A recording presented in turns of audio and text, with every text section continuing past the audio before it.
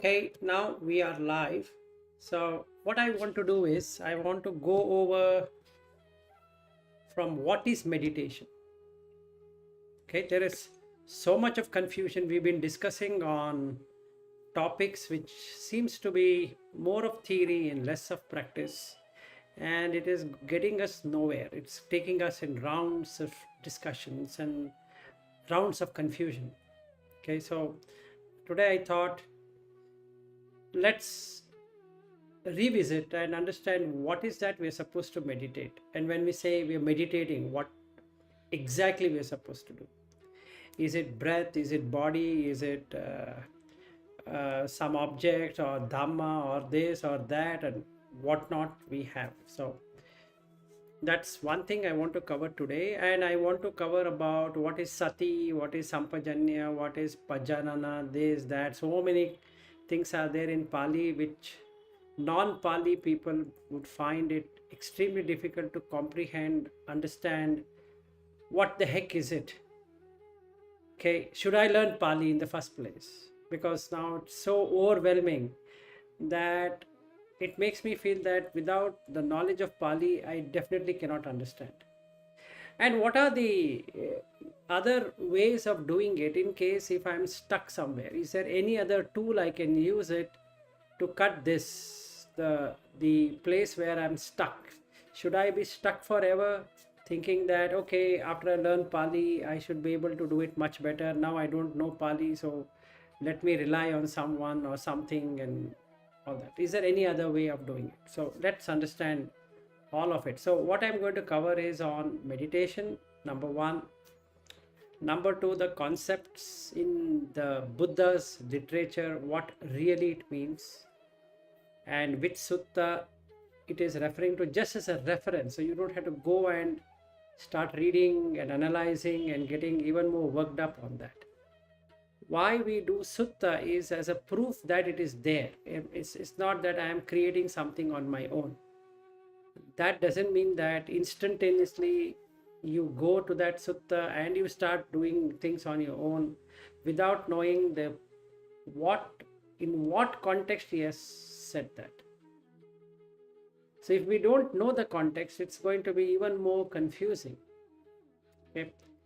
And the third aspect is hindrances or obstacles we get.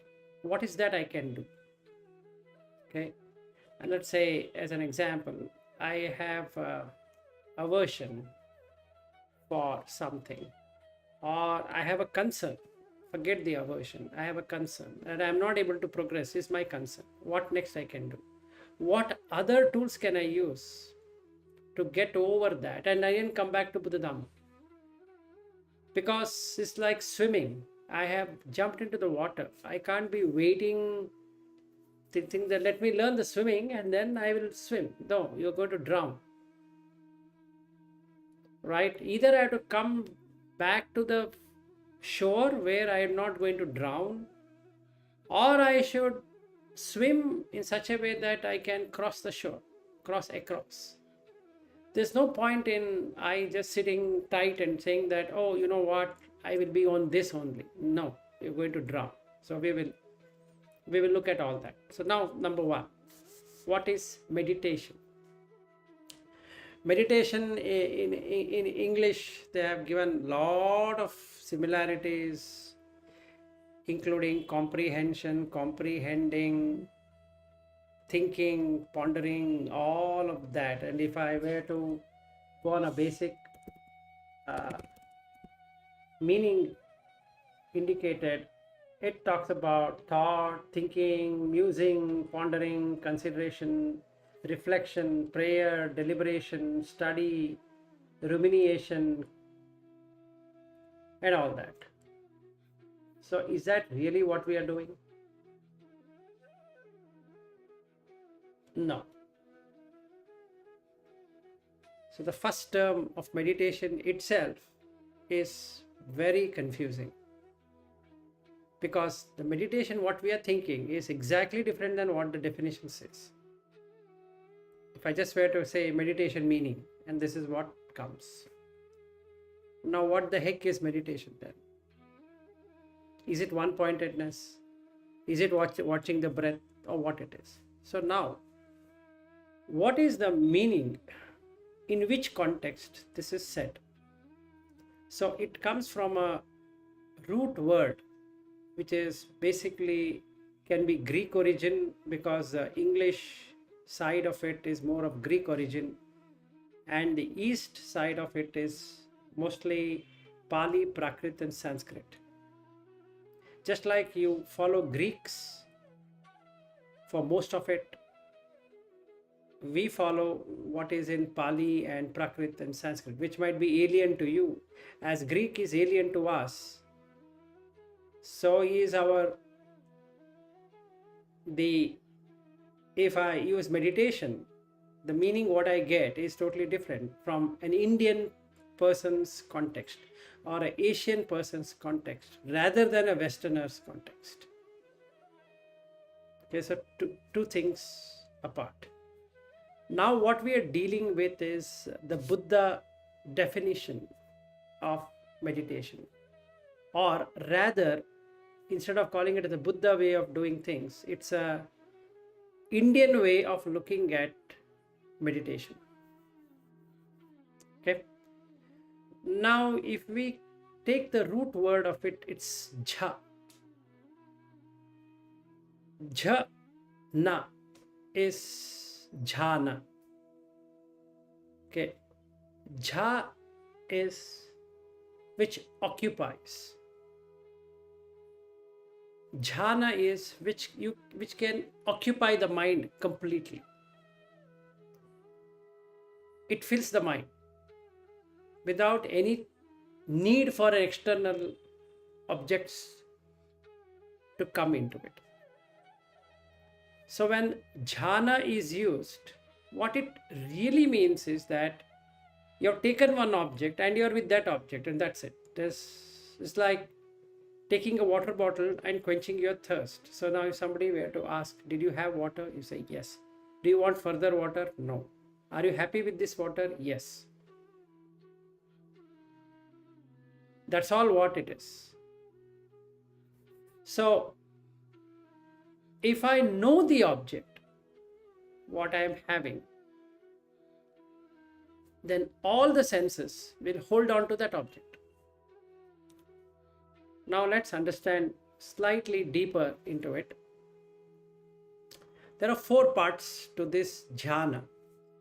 But before we go to the 4 part, we will also see how it has transformed in India and then into entire Asia, Japan, China, Vietnam, and all this. So the Asian trend. So initially in Prakrit and Pali, it is jhana. Okay. After Sanskrit was formed, because it is grammatically perfect, and the Pali and Prakrit have a grammatical differences. So Sanskrit overtook the Pali and Prakrit. So it becomes dhyana. Dhya is to stay. Something like what jhana is. So dhyana is from the root word dhye, which means to be. So dhyeya means one who is with something. Can be anything. But he is not letting go of that. He is not getting distracted by many things, which is also jhana. So jhana and dhyana were taught by Vasubandhu after Buddha and all that. So the Yogacara system got created in India in Nalanda University. And at that time, Vasubandhu was the dean. And there is a Chinese pilgrim. Okay. In India, we use a very peculiar way of calling him as Hyun Sang. I think Aryu can correct it. It is Xiang. Okay. So he's a Chinese, so he can exactly say how it should be spelled rather than I spelling it. In Chinese, it's called 玄奘. Xuanzang. Xuan Zhang. Xuanzang. Yeah. Okay. So that guy comes to India and he learns for 12 years. And he takes to China. Okay. And he makes it as Chan. Because that's the Chinese version of the dhyana. And the Chinese then gift it to the Japanese. There are pilgrims who come to China and they gift this Dhamma to them, and it became Zen. So jhana to dhyana to chan and then to Zen. Okay. Now what we are talking is the root of it is jhana. But it has become its own connotation, its own color, its own flavor. Then comes this Buddhist meditation. No, this is Hindu meditation. This is Zen meditation. This is Chinese meditation and all that. There's nothing like that. It's just the meditation, which is taking an object and dropping the object altogether, which becomes objectless because there is no subjective experience at all, which is what is meant as shunyata, nothingness. Okay, the objective here is to start with an object, understand the object is anicca, dukkha, anatta, and you drop that object, which will give you emptiness. Clear? And that is what we are trying to achieve. There's nothing else we are trying to achieve. Okay. Now there are 4 stages of doing it. Let me first talk in English and then we'll refer to some Pali text. But again, I am recommending not to go deeper into it and get yourself entangled, confused and worried and all of that, because all of it is going to create distraction.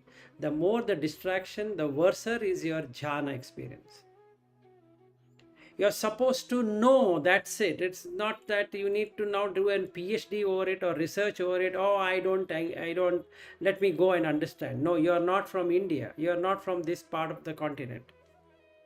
And all the books are from this part of the continent, but they have done a good deal of translating it into English or German or whatever language, but the originality can never be brought up. Just like if a Greek thing is translated into Sanskrit, we cannot become Greeks just because it is translated to Sanskrit or to any of the Indian languages. Absolutely not. So first thing you need to understand is jhana, dhyana, chan and Zen are the same, but in different countries said in different ways. And the original of that is from Vasubandhu. And the way of doing it is from Asanga. Okay. And there is another person called Chandrashila, which Tibetans really follow him. Chandrakirti. Okay. They are greatest meditators you can ever find in this world, because they perfected meditation. That is samatha. Okay. Now we have distortions here that you should do samatha, you should not do samatha. You should do vipassana only and no samatha. You should do samatha first and vipassana later. So there's a lot of these unnecessary diversions, unnecessary constraints and unnecessary distortions, which makes anybody's mind worked up. Now, should I start with vipassana or should I start with samatha? It's like chicken and egg story now. Vipassana came first or the samatha came first? Because samatha was practiced in India even before Buddha, that Gautama Buddha. When I say Buddha, it doesn't mean that all the Buddhas. Before Gautama Buddha came into preaching, people used to attain 8 jhanas. It's not Buddha who founded how to go to 8 jhanas. No. 8 jhanas have been achieved by everyone, including the current people like Ravi Shankar, then you have Sadhguru, then you have so many other teachers. Like in the US, there is Mahesh Yogi, who taught Beatles and so many other people on how to get into the jhana. That's 8 jhana. And Jiddu Krishnamurti. Then you have Osho. Then you have so many people who have attained, including Ramakrishna Paramahamsa. Then you have Vivekananda and so many other people. And whoever learned from these masters, they have also achieved 8 jhana. Okay, there's nothing great about anything here. So let's stop this funny dialogue that jhana is bad or good, or this is Arya, that is not Arya, and all that. Let's not bother about it. Before we really achieve 8 jhana, it doesn't matter. So you need to achieve 4 material and 4 immaterial, and you should be able to enter into jhana and exit out of jhana as long as you want. You should be able to stay, and whenever you want, you can come out of it. It's like going to a home or going to a hotel, eating and coming out. Nothing great about it. So let's stop worrying over whether this or that or this or that, and that is not going to serve anybody's purpose. So let's stop worrying over it, whether it is because there are so many literatures on internet. They say this is anariya, so you'll have rebirth. This is ariya, you will not have rebirth, and nobody wants to be born. So now we are going in circles, right? So people don't realize that having craving for kamatanaha, bhavatanaha, vibhavatanaha, all the 3 creates rebirth. Whether you like it or you dislike it, it doesn't matter. Okay, now coming back to the 4 things. Pay close attention. I'm using the word attention. Before that, there is something called as focus or a focal point. Now you will take an example. It becomes very easy. In the morning, I was thinking, what should I speak to you? Take a camera as an example. Camera has a long aperture and a short aperture. That means it can open up full wide or it can be very small. The f-stops represent how much it can open, just like our iris, our eyes, it can open up or it can close. So the first thing is focusing on something. So you can focus on anything you want. What is this anything? Anything can be a mantra, a gatha, an image of a Buddha or whatever image you want to have. You want to have Jesus Christ? Where? You focus attention. You focus. That creates attention. That's the second thing which happens. Wherever you focus, mind goes there and it attends to it. If you are hearing, you focus on hearing, attention gets there. If you focus on seeing, attention gets there. If you focus on smelling, the focus gets there. So the first level of practice is learn focusing, then distracting. Okay, just focusing.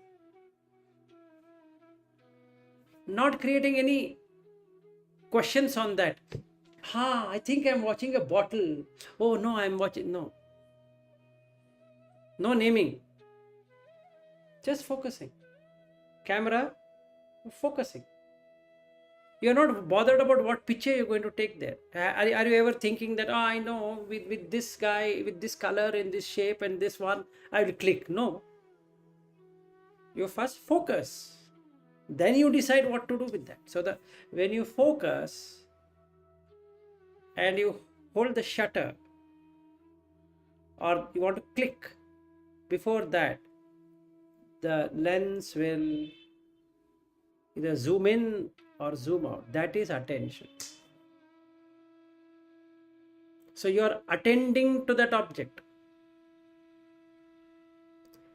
Now it changes.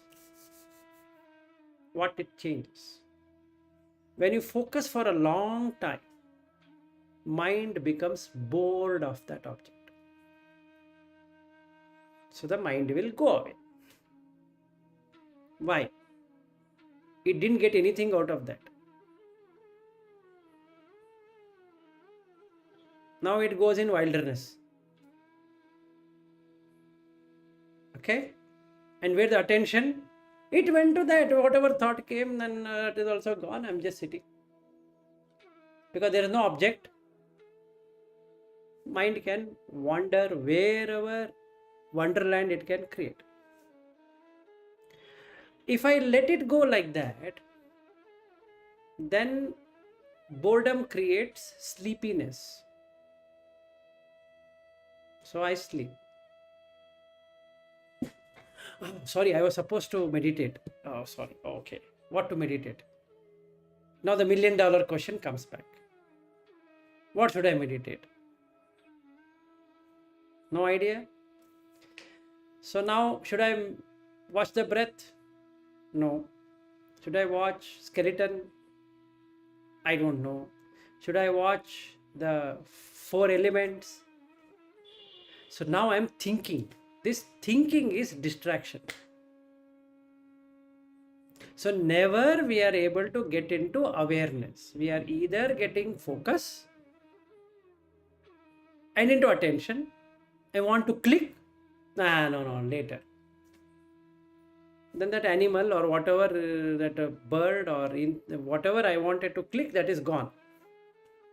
Now the camera is zooming everywhere. It is not clicking or doing anything. It is just going like this. That is what the mind is doing. It just goes away. Why? Because it is not getting anything out of it. And then the sound comes. This is removed. What's that sound? Oh shit, water drops. Think raining. So run towards there. Oh, it's not rain. Somebody has left their tap. It's getting dry. Let me call the neighbor and say that, hey, you know what you have done? You have left the tap. How can you leave the tap, man? In this area, we don't get water. So now there's a whole thing. Then the phone call comes and then you talk and then you do this, you do that. And in the end, you have only focused and you have only limited attention. You are about to attend and the mind went away. Clear? So nobody would like to meditate, if you really ask. Now what is that I need to do next?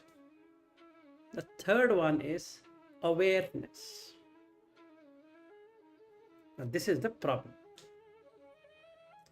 Without an object, you cannot have focus. And that object is required to be held in order to have attention. And this gives rise to awareness. It drops off the focus, it drops off the attention, and it becomes aware of everything. Wide, narrow, both it becomes aware. The chitta, mind, becomes aware of outside, bahidda, inside, ajata. Whether you take breath, you take skeleton, you take dhatu, you take anicca, you take dukkha, anatta, this, that, whatever the object. But without object, you can't do it. If somebody says that I'll sit without anything, then the body will start drooling like this. Why? There is no energy. Because mind is very sharp. It is not a blunt object that I just put something and it will be like that. No. It's pretty sharp. If you don't give it what it wants, it knows how to take it. So you can't play around with mind, because you yourself is the mind. So what will you play? I think I just wanted to add, this is very important point, the difference between focus and attention. This is really very, very important. Particularly, I have sometimes back written that attention is unconscious movement, but focus is conscious. So attention follows the focus. So that is very important, I think. Yes. So now, how do we do it? The most easiest, the most comfortable, and the most recommended, not because it has been said by an Anariya or Arya, leave that aside. The most effective is breath, because it is neutral. Out of the three Vedana or the feeling, it is adukha asukha Vedana. Breath neither has sukha nor it has dukkha. When you are breathing, you can't say, I am breathing out of. No, you're just breathing. Or you are not crying and breathing. I don't know why I'm breathing. You're breathing, man, that's it. You will not put anything inside that, oh, you know what, why I'm breathing, why I'm breathing, because Buddha said so. No. Any Tom, Dick and Harry, any animal, any bird, any insect, any living being breathes. It doesn't think, why am I breathing? So out of the three feelings, the third feeling, adukha asukha vedana, which is neutral feeling, creates upekha, equanimity. And what we are trying to do is to get equanimity. And breath can provide you equanimity. So in all religious tradition, from Christianity to Hinduism to Buddha's teaching to Jain tradition to Islam to Sufi to Hebrew to whatever you have in this world, they talk about watching the breath. Now the question comes, how long should I watch the breath? Should I only watch the breath?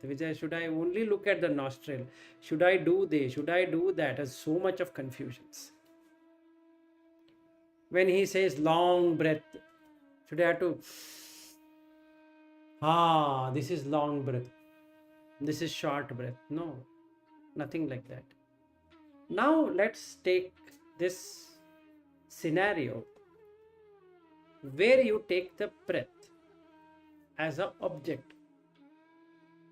Number one, mind doesn't like breath because mind is part of breath. It's like watching itself, and nobody would like to watch itself. Can anybody watch himself? He will watch others, but he will not watch himself. In the same way, breath watching is difficult initially. It doesn't matter whether it's Anariya approach or Arya approach. I'm again telling you, you don't get involved with that discussion in your mind. Otherwise, Buddha wouldn't have put that in the first thing, in the Satipatthana Sutta, that so satova asasati, satova pasasati. That he wouldn't have put. He would have said breath watching itself is dangerous thing. But he has put something else. We have to get into that level. And then we can use Arya approach opposed to Anarya approach. So let's first come there and then shift the gear. Okay. Now what does the breath do? First is to focus on the nostril area where the breath is coming. And for some people, they require to number them. They require to repeat them. 1, 2, 3 or something, Buddho or something you have to say, because that person is not able to get the breath. Period. No matter how much sutta he reads, he will not find this technique in that. So he feels that this is a distorted one and this is the one. Fine, but are you able to get hold of the breath? No. Then how can you practice? And then he says, no, I will not do it. Don't do it. Can I take something else? Yeah, you can take anything you want, but you require to have focus. Now, how long can you focus? We don't know. Second, when I watch the breath coming on the nostrils, watch. It's watching, not doing anything, watching. That creates attentiveness. Just like a policeman standing near the gate and allowing the person to go in and allowing the person to go out. But he's not going along with the person and he's not going away from the person. He's standing where he is, but he's allowing that guy going in, going out, going in, going out. So now you can see this is long, long in breath, long out breath, long in breath, long out breath. He is still, he is not moving along with the breath. Say, here I am, this is my long breath, this is my short breath. No. He is standing here. And it goes long and long, and then he gives an example. Just like an apprentice or a carpenter apprentice, he goes long in trimming the wood, he goes long, then he comes back, then he does short. This is long and this is short, and this is long and this is short. He is not moving along with it, or the wood is not moving along with him. Wood remains wherever it is. You remain wherever you are, and that creates a witness consciousness. It is witnessing the breath going in and the breath going out. And that witnessing is what is called as awareness. You are aware of the breath going in and you are aware of the breath going out. If you do this, immediately you get joy.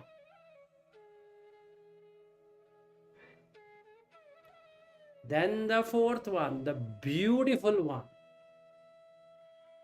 which is why meditation is called as meditation, is mindful. The mind is full of this awareness that everywhere the breath is going in and the breath is going out. Just like a puppet show, everybody is going up and down and up and down. That removes the personality from the equation, because the body is going up and body is going down. Body is going up and body is going down. Which body are you talking about? Ajata, Bahidda. Internal, external. They both are the same. Now when I get into this mindfulness, automatically the pacification or the calming of the breath happens. I'm fully aware, not sleepy.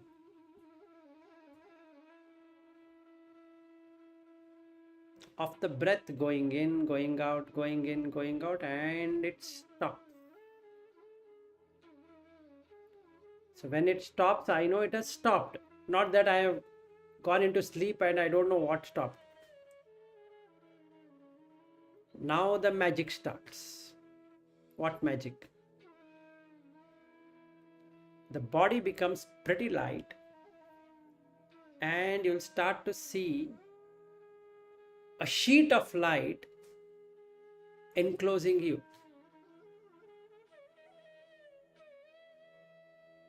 Now don't imagine the light. I didn't wanted to say, but then since I wanted to give you the whole picture, where it is written, it is there in the Samanapala Sutta itself. So I am not saying that it is some my own fabrication. At that moment, you are equanimous to everything because you are out of the equation. It's just awareness and being mindful that you are aware. Not that you are doing anything extraordinary there. You're aware. In that awareness, now you can do whatever you want. You can go back to your past life. That is Sati, remembering. You can remember your past life. You can watch beings coming and going. All that is what comes as a result of this practice. Okay, now there are a lot of connotation why it has not happened, this happened, that happened. We'll come to that hindrances, but this is what it is. Another important aspect, how long would it take? As long as it takes. Today is day one. Will I get it? Yes, you can get it right now, provided you stop thinking on that. The more you brood over it, the worse it gets, because the mind is now deflected in all directions. So now, I don't think so. It is watching breath is what Buddha said. I don't agree. Or I agree. Now this pendulum starts. Which sutta it is? Let me read. Now he doesn't realize that he uses two things to come here. He talks about vivichehi kamehi, which is absolute sense, means closing all the 6 sense doors.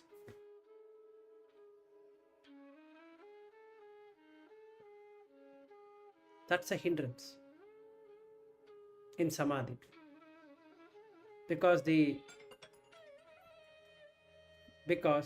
it's going everywhere. It goes to a sound, its sight, this, that, everything. Stopping. Vivichehi akusala dhammehi. Vivicha is discrimination, from the root word vivek, which means to discriminate. So you discriminate what should be done and what should not be done. That is yoniso manasikara or ayoniso manasikara. This is again Pali words. Yonisa means going to the root. Manasikara is the reflection of the mind. It reflects. So the consciousness has an ability to reflect on anything. Anything it falls on, it can reflect. Just like you take a mirror and show it to the sun reflects on that as though sun is attached to that mirror. In the same way, all objects get attracted on that. Good objects or bad objects, it doesn't matter. The mind has the ability to attach. Akusala dhamma are 3: raga, dvesha, moha. That is greed, hatred and delusion. Then you're coming into the first jhana. Okay. Now, we spoke about focus. We spoke about attention. Then we spoke about awareness. Awareness, as in watching the breath. You are stable. Breath moves in, breath moves out. Breath moves in, breath moves out. And you're aware of every movement of the breath. Then your whole body goes up and whole body goes down. That's what is there in Satipatthana Sutta. Then he uses a word called as Passambhayan Kaya Sankharan. Passambhayan means to calm. Kaya Sankhara is In breath, out breath. Passam bhayankaya sankharan assasi sameti sikkati. Assasi, assa means in. Assasi sameti sikkati. He learns to calm down the in breath. Now, how does he do that? That is not indicated there. Now, this is the $1 million problem now. So, if I want to directly go into Anapanāsati, or I want to go directly into this Mahasati Patthana Sutta and do it for myself, it's like taking a blunt knife and cutting a oxen, thinking that I can cut it. It's blunt, so you do whatever you want. The skin is so thick that you can't cut it. And then I feel, wow, this is not the right practice for me. Let me go through something else. So I keep on circling and circling and circling, just like the airplane is not, given permission to land, and that guy keeps on going round and round and round. We keep on going round in circles. So mindfulness can only come if the first two things have been dropped. That is focus and attention. And instead, you are aware. And this awareness is called by various definitions in the Satipatthana Vibhanga. Under Vibhanga, if you go, he gives a complete definition of what is Sammasati. In that, one of the key word is pajanana. In Hindi or in any Indian language, any person, if they listen to this word janana, they know. That is, the meaning is to know. There's no technology there. Oh, there should be something hidden there. No. If you are not an Indian, it becomes difficult. So now, if it is a Sinhala guy sitting there in Sri Lanka, he thinks, oh, it is there in Sinhala, so it is borrowed from Sinhala. No. Sinhala or any Indian languages have the same words. But it is a different country, so they might feel that, oh, you know what? It's there in Sinhala, not there in Indian languages. And if it is Indian, that guy will say that, oh, we have many things here and that is not there in Sinhala, which is like idiot talking to another idiot. It doesn't matter whether it's there in Sinhala or in any Indian languages. So you need to know what it is, that's all. So the janana is to know. Pajanana means to know completely. The beginning, the middle, and the end. So you know the beginning of the breath, where it touches the middle, and how it goes out the end. Pajanati means one who has comprehended it completely. Now he knows, oh, this is the beginning, this is the middle, and this is the end. So in Buddha teaching, he uses another nice word or explanation called as Uppada, arising, Titi, staying, Bhanga, disappearance. In everything. Best is the breath. Okay. So now, if I have to get into awareness, I need to get into pajanana. Then only I am aware. Otherwise, I am either focusing too much, not clicking on that, or I am just attending. Oh, what will come, and that's it. Oh, distracted. So when you say awareness, it is open awareness, right? Yes, open awareness. It's not closed. Okay. So first thing I need Yeah. to do is to focus. Slowly I have to relax it so that it covers up. I'm watching the nose. Now I have caught hold of the breath. Then I expand it everywhere. To an extent that I am able to see the breath in the whole body. Presently I was only watching in the nose or the stomach going up and down. Now I find this breath is everywhere. Wow, this is a great thing. It's like somebody is pushing me up, down. What a fun ride.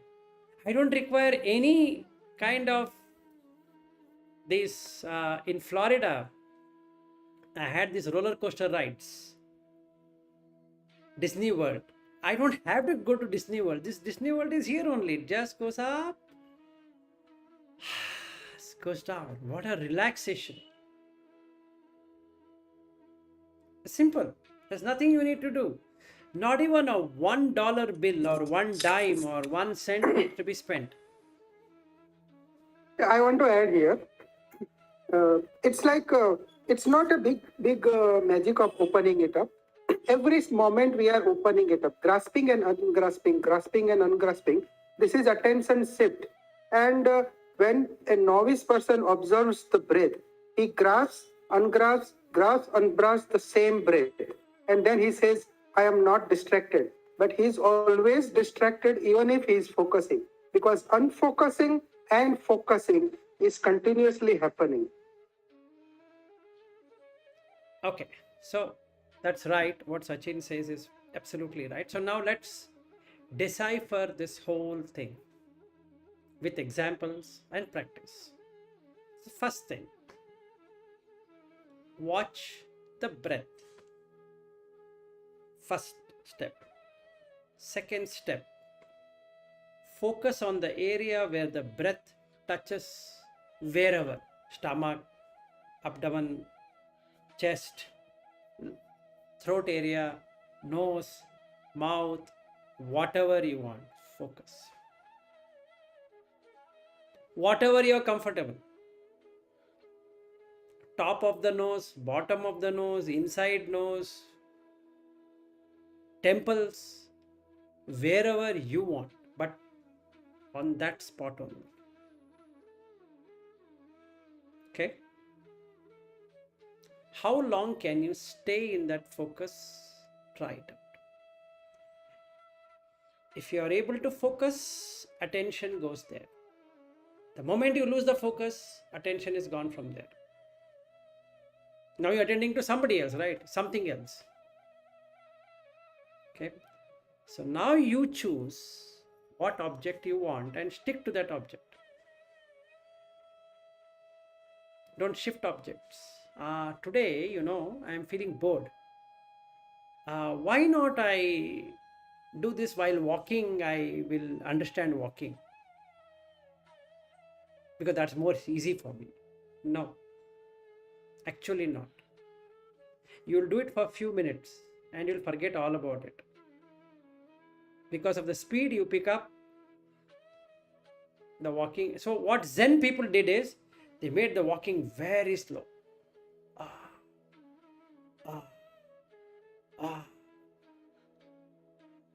Every bending, bend, this is bending, now opening. That is still focus only. Where is awareness? Hey, wait, I'm doing it. How? Bend. Opened. So, you're focusing, defocusing, like he said. You're creating only attention. So, you're attending to. So, you're in tension. When in tension, no awareness.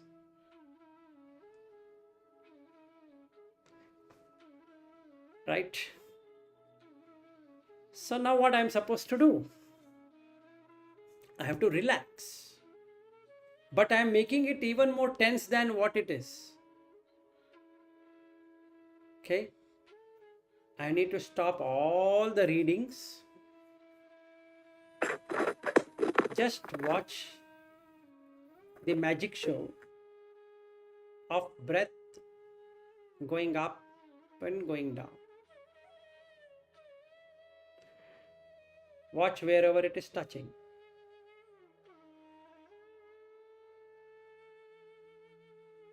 After some time,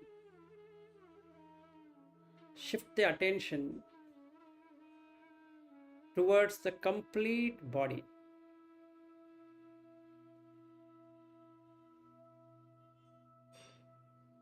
Then you will start to see the entire body is going up and going down. That is also there in Sati Patthana. The fourth line is that only. Then after that,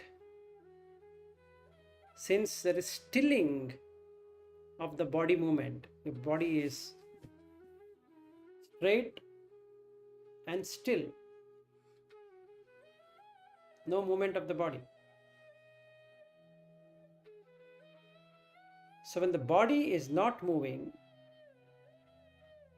the fulcrum, just like, or the pendulum effect, is gone. And because that is gone, the breath slows down. Even more slows down. Even more slows down. To an extent that the breath will stop.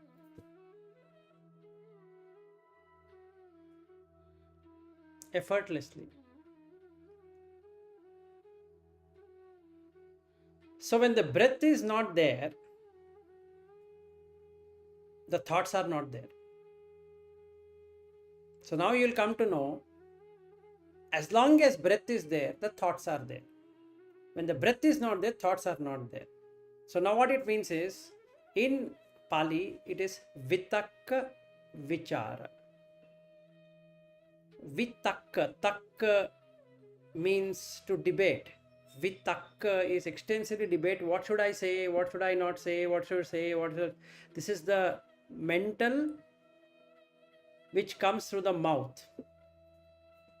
So the vitakka is not there, and pondering over it, that is extensively thinking over it, is also not there, because there is no debate in the mind what should be said and what should not be said, and hence there is no need for to think. There's nothing to think. So the thoughts are stopped. Vachi sankhara is stopped first, and the kaya sankhara also stops. So the body is not moving, the breath is stopped. If you have done these two, you see a sheet of light just enclosing you without leaving any space. Yes, Aryu? Question. So, the Vachi Sankara stopped at the second jhana already, right? But the breath stopped at the first jhana. Leave all that. Forget it for time being. 1, 2, 3, 4, all that. You leave it. Let's not worry about the theory part. Let's just do that. Because if you read the Chula Vedala Sutta, she explains. So don't go by anything else. So now there's a question asked by Visakha. What stops first? She says Vachi Sankara stops first. Then secondly, Kaya Sankara. The third one is Mano Sankara. Okay, so let's keep it in that way. Now, because the person has stopped mental movement through the 5 senses, the 6th sense, which is the mind by itself, which itself has a house called as the Mana Indriya, its own way of looking, because it's itself a Mana Ayatana, so it stays in that house with perception and feeling, will let go of feeling of everything and perceiving anything in this world. So you get into this Nibbana Dhatu, the quality of Nibbana, which is Ragakhayo, Mohakhayo, Dosakhayo, ending or fading of Raga, Dvesha and Moha. So your mind, chitta, is stilled. That is Cheto Vimukti. So now in the chitta, nothing arises, nothing passes away. Because it's frozen. Okay. Now is that Anariya or Ariya? Now where does it branch out? Now without knowing the Anicca, Dukkha, Anatta nature and Paticca Samutpada nature, it is Anariya. Because there is no concept of Paticca Samutpada in any other thing other than this. So you know there is a Sankhara and you have to let go of Sankhara. That is not known in the Anariya. But if somebody were to merge that with whatever meditation he is doing and is in 8 jhana, and then he is able to understand that Sabba Sankhara Samatho, the Samatha is created on the Sankharas where it stills. Sabbhupati Patinisaggo, when all the assets as experience of Rupa Vedana Sanya Sankhara Vinya, the 5 aggregates are given up. Tanha Khayo, the Tanha, the craving is for Rupa Vedana Sanya Sankhara Vinyana, that is faded away. Viraga happens because he is not coloring anything. Nirodha happens, cessation, Nibban, extinguishment. So the Raga, Dvesha, Moha gets extinguished completely in that. Now, question arises, should I take breath or not take breath? Your choice. Should I take stomach going up or stomach going down? It doesn't matter. Yes, Sachin. So when jhana is over and when you come back to normal, all thing comes back, right? No, that is the difference between an Anariya and Ariya. You will experience Paticca Samutpada and it will go in the Anuloma as well as Viloma. Backward order and front order. Both will happen. And that's how you cut the 5 aggregates. So it is not just jhana as a jhana, it is with vipassana. So first we need to have the samatha. There's 2 wings on the bird. One wing is samatha and another wing is a vipassana. You can't have only one wing and fly. Not possible. You require both the wings. So there is one sutta which talks about how to do it. And it says very clearly, samatha vipassana. He doesn't say only samatha. He doesn't say only vipassana. He says samatha vipassana. You practice. So Vachagota comes and asks him, you tell me what is that I need to do? He says samatha vipassana. Okay. So in the Vachagota Sutta, he tells him what he needs to do. But he doesn't explain what is vipassana separately and what is samatha separately, because he knows. Our friend Vachagota knows that because he's been interacting with Buddha so many number of times, asking him so many different questions, and then Buddha explains to him and he understands, and then he goes few months to practice the Dasa Akusala and he comes back and he says that, Master, now I have purified the mind out of defilements of the 10 immoral deeds. Next what?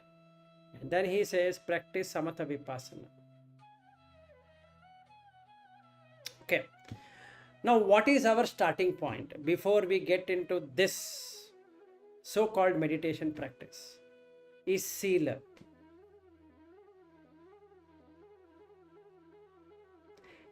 In that I have to first create samadhi. Otherwise it will not work. It's not like in the morning I sit and say like a puppet, like a parrot, and I say that O panati pata veramani sikka padam samadhiyami, adinna dana veramani sikka padam samadhiyami, abrahmacharya veramani sikka padam samadhiyami, like that. Nothing is going to happen just by reciting that. Nothing. Absolutely, I am fooling myself with that. Then you mean to say the whole day I need to keep on saying this? No. Then what is the thing I need to do? Practice Sila. Yeah, I am practicing Sila. What do you mean I am not practicing Sila? You think I am not practicing? Yes, you are practicing. But if you were practicing, you would have now been mindful. Since I am not able to get into mindfulness, it means I am not established Sila. So I have to stop fooling myself and do what it takes to establish. How I am going to contemplate, which is Anupassana, how I am going to investigate Vipassana, and how I am going to get into Samatha is left to me. These three things I need to do: Anupassana, Vipassana, and Samatha. I can't let go of this. This is the tool on which this whole thing is based.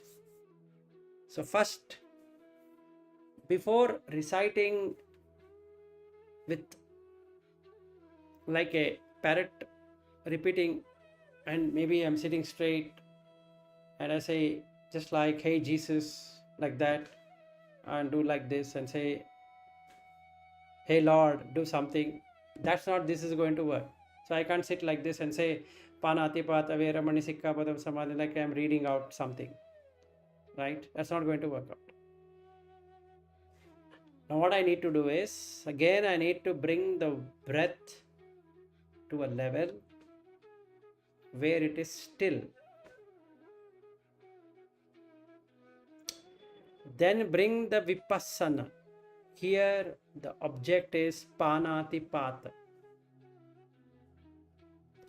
I need to look at, there is one sutta which talks about consequences of killing, consequence of stealing, consequence of abrahmacharya, consequence of like that. So each one he talks about it. There's one sutta for that.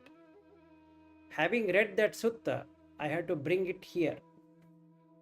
Duccharya Sutta, bad deed sutta.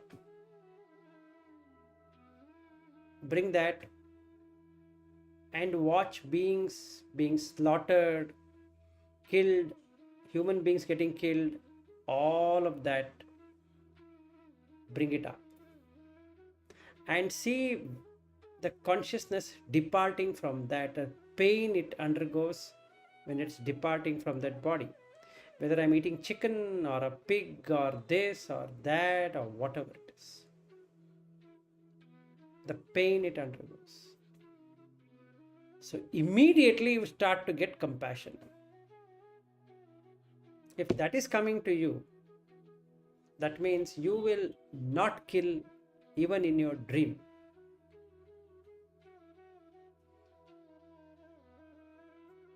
Simple. Then the next one. So this might take few hours of just contemplation. You see anyone and you see somebody hitting somebody with rod, with sticks, with hand, fist, all that. Just feel the pain, the mental agony and the physical pain, both happening. Can be animal, can be a bird, can be an insect, can be anything. Anything that is moving has consciousness. So you start seeing it. It takes a whole day for you, but it's good. You are in samadhi with that. Just with that. That's sufficient. Because you are done samatha, vipassana, anupassana. All the three are happening. So the defilements are being removed. That means you will not get a dream where you are killing something. The subconscious mind gets cleared of this defilement. Then there is a third mind which is unconscious, which is what vijnana means. unconscious. In that mind, the asavas keeps on coming up, and that gets cleared. So you are going to the root of it, looking at the danger, you are removing it. This is called adinava, danger. So you keep on reflecting.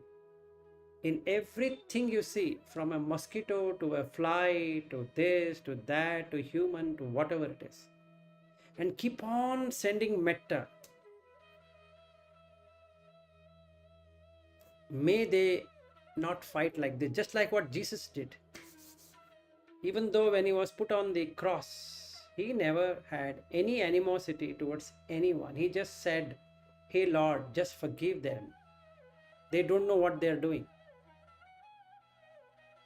And they were not praising him. They were putting him on the cross, giving him extensive pain. But nothing came. Because the Vyapada was totally removed from him. Whether he learned from the Buddha, whether he learned on his own, he got on his own, or whatever, it is secondary. It is so stupid of it. He got it from Buddha. Maybe, what is my problem in life? Let him get from whomever he gets. But didn't he do it? He did. And the resurrection is nothing but the mental body. Physically, they could kill him, but mentally, they couldn't kill him. They couldn't even do any harm to him. So he could come back and show to all his followers that I am here. And that's it. They couldn't kill him. What they did, they tortured the physical body, which is made out of matter, food. That's it. So if I am also a follower of Jesus Christ, it doesn't really matter. I can look at how he bore that pain on the cross. Doesn't matter. Can I do that?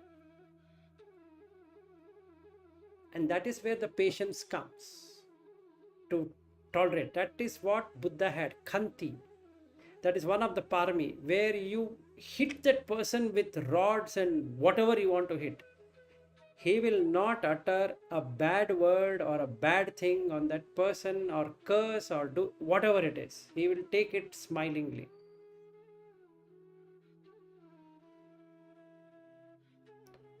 And that perseverance, that patience is what the parami is. Okay. Anyway, coming back to this, is that when I do this panatipata veramani sikkapadam samadhiyami, I need to be looking at the whole day. Whole day. Not 2 minutes, not 3 minutes, not recitation. That's immaterial. I don't have to keep on reciting panatipata veramani sikkapadam samadhiyami, panatipata veramani, like a singing. No. I don't know Pali, right? So I'm not going to kill any living being. I'm not going to kill any living being. That's not going to help in any damn way. I need to be seeing how the death happens, which is also for me. So if I kill one, I get killed. So if I am wanting not to be killed, not to shorten my life, I should also not shorten somebody's life. So he says, what's the consequence of killing? He says, hell. If not, his life is short. I don't think so. I don't believe. What do you think? I cannot kill a lizard. I can't kill a cow. I don't kill a bullock. I don't kill oxen. I don't kill pig. I'm not killing. I'm just going to KFC and eating. Is it wrong? Absolutely not. You can eat. And then where's the consequence? The consequence is that it has lost its life. So should I become vegan? No. Should I become a non-vegetarian? No. Should I become a vegetarian? No. Come on. What I should become? Be compassionate. That's it.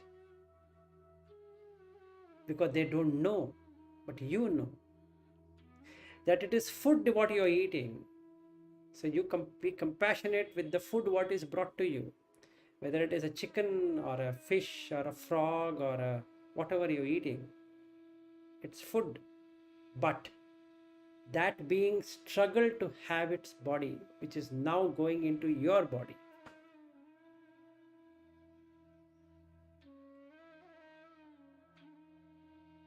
And don't curse the food, because it's not yours anyway. Even if I'm eating plants, it's not my plant, right? It's just a plant. So let me not curse. Let me be very compassionate, very loving. So the thought of killing goes away. From the chitta, at the unconscious level. Consciously I'm doing it, like what Sachin is saying. The focus will bring in the conscious. Subconscious you can work out, but unconscious. So that's the reason he says Anushaya Klesha. Anushaya means sleeping. It's like a volcano below down and you're trying to clean up the surface. And then the lava comes out and you have to run.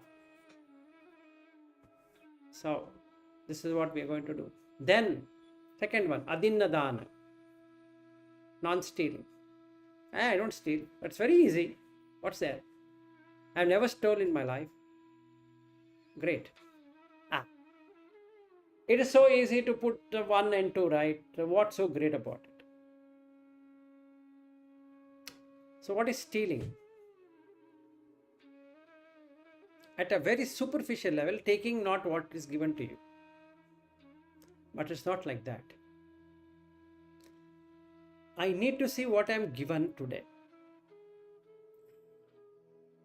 If I am poor by health, if I am poor by wealth, if I am poor by knowledge, it means I have stolen this from someone at some point in time in this life itself. If I am a non-believer of the previous life, it's fine, but in this life, I need to reflect. Like in the case of Ariu or somebody else who is working in like I am also from the IT industry. He is also from the same kind of industry. So we both are related in one way because we are from technology side. Whereas he is working for Google and is making millions of dollars. Whereas I'm in India, I'm not even making millions of rupees. Forget the dollars. Okay. Why am I in this way?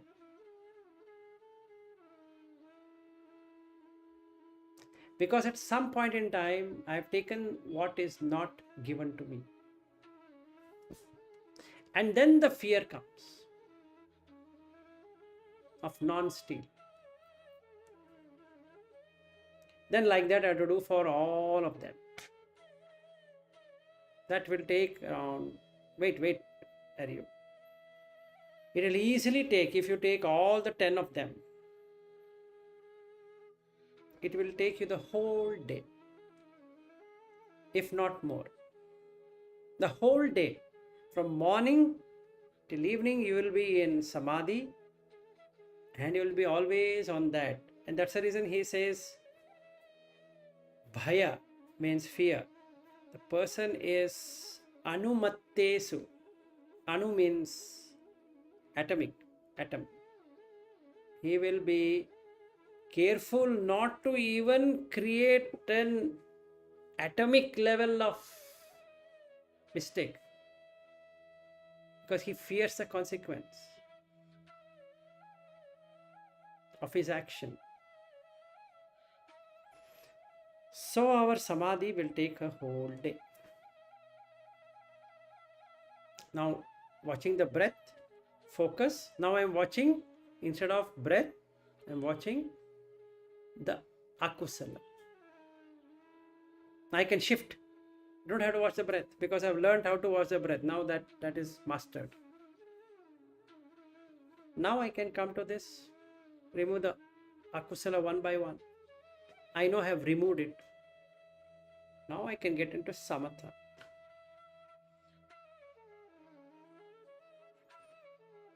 When I get into samatha, I can get into first jhana, second, third, fourth. Now the environment is ready for vipassana. So I take a dhamma vishaya and go deeper and deeper and deeper and deeper, and then I see, now I get it. What is Patavi Dhatu? Oh, I come to know. What is Apo Dhatu? Now I really come to know. So it stops the Kama Asava, the fermentation of sensuality. Bhava Asava, the fermentation of becoming. Then it attacks on the Avijja Asava itself, which has ditti to it, the views. So the view would go away. So when the view itself is not there, Avijja stops to trouble, because it itself is an asava. It itself is a problem. It itself is a fermentation.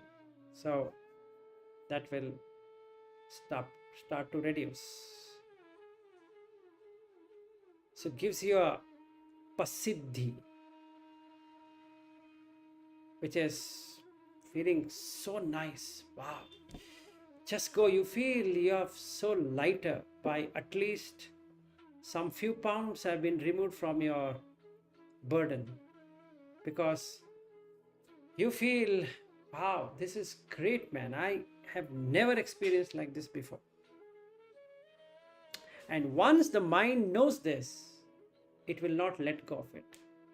And that is the chanda. Chanda means interest. Okay. Yes, Aryu, you had a question. Let me first answer you. I mean, that's a superficial question. I just mean, if someone don't have much, but he's content, doesn't mean he has stolen, right? No. That is a separate thing. So he'll have to come to contentment. Yeah. So he cannot go and correct it.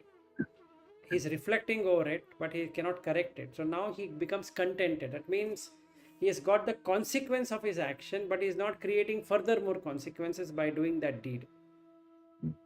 Yeah, I guess I'm just saying, overall, if one doesn't have extravagant amount, it doesn't mean has stolen before. No, it need not be, but that is how it would be, because he will lose what he has gained. There are people who lose in business. There are people who lose in profession. Okay, there is some loss, and they are perplexed why there is a loss, why they lost everything, whatever they had gained, because they had taken something which was not theirs. Okay, a more important question. I think you said the sila needs to be reflected when you establish good samadhi, right? Although sila could be a prerequisite for samadhi. So no, you just read that. It says, Panati pata veramani sikha padam samadhiyami. I'm not adding it. Okay, so first and foremost, you need to learn the art of focusing. Then you need to learn the art of attention. Then you need to learn the art of awareness. When you are aware, you will not kill. When you are aware, you will not steal. When you are aware, you will not do sexual misconduct. When you are aware, you will not get intoxicated by drugs and by alcohol and all that. And when you are aware, you will not tell lies. When you are aware, you will not tell harsh speech, you will not do slander, you will not blabber, and then you will not have excessive enjoyment, which is abhiccha. Then you will not feel irritated, vyapada. Then you will not have michhaditti, wrong views. Right? So it's awareness. So to be aware, first and foremost, I should learn what is awareness. And then for awareness, I require the prerequisite of attention. For being attending, I need to have focus. So I'm focusing on panatipata. So I become observant, I become attentive. Then I become aware. Oh, I am the consciousness, and every being has consciousness. So if I cut a consciousness, that consequence is going to be there for me. If I steal something, consciously steal something, either it can be a name, it can be a fame, it can be material possession, all are stealing. One of my team member has done a good job. I'll put my name and then publish it. That's stealing. Or I patent somebody's thing and I patent in my name because he shared that with me and I prove that it is mine. And that poor chap, yes, Hari. Yeah, I guess my overall question is what level of samadhi you need to first achieve to practice good sila. You said to what extent of, To the extent that you're not going to break it. Even if you were to be killed this very moment. Okay. So should you first do breath meditation to a good degree and then do the sila? Yes, you need to at least do breath observation. Whether you want to meditate or not meditate is secondary. You need to observe your breath for at least 15-20 minutes to do the samatha.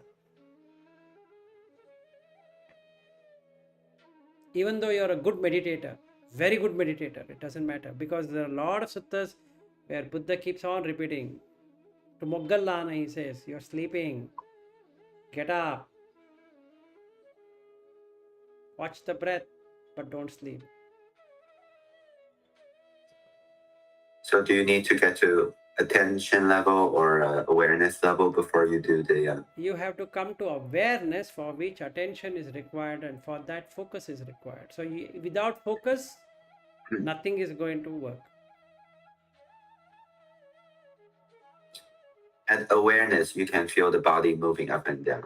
That when you get that awareness that you are breathing entire body, you are ready. It's like, you have a burner and you put a vessel on that and you are ready to prepare food on that, right? Yes, Matthew, go ahead. Okay, so when you say the awareness of the body, okay, because there's times like when I'm doing my meditation, it's more noticeable in certain spots, but say it's like almost like I can feel like a flow of energy going through my elbows or like the toes and things like that. Is that kind of what you mean? Like, Yeah, so you get all kind of awareness. You get goosebumps, that's one awareness. You get tightening of the body is another awareness. Then you get, like what you explained, the energy going up and down everywhere from head to toe is another awareness. So you get the energy awareness, and once you know that you're ready on that, you can now practice this sila, because now you become completely aware that anything you see, you become aware of it. At the very moment you become aware of it. So you don't have to separate yourself from the sila. Right now we are separating it. That is one activity I need to do. Whereas it becomes part of you. So there's no way you can break it. So the objective here is to make it part of your life, not as an activity. The activity is I do for an hour and I get bored of saying and saying and saying, and I ultimately start doing whatever I'm doing. Right? So why this object? Object doesn't mean breath. One of the object is the breath, not the only object is the breath, but it's the most easiest thing to do is the breath because it's neutral. But if you don't want to establish that and you just want to establish the precepts, it's fair. So you need to decide, you need to see what is working out for you and what is not working out for you. Don't make it as a default template. You know what, today I need to sit and do the breath meditation. Need not be, because your mind is already still. You don't have to do anything. You just have to start observing for the whole day, whether I'm killing something or I'm stealing something, whether I'm having sexual thoughts coming in my mind, and then whether I'm feeling like today, I think I can have wine for a change. It's been a long time that I have not enjoyed a wine. It's been years actually. I have not had it. Yeah. Yeah. So my experience, if you do sila contemplation very well, you're almost guaranteed to be in jhana, right?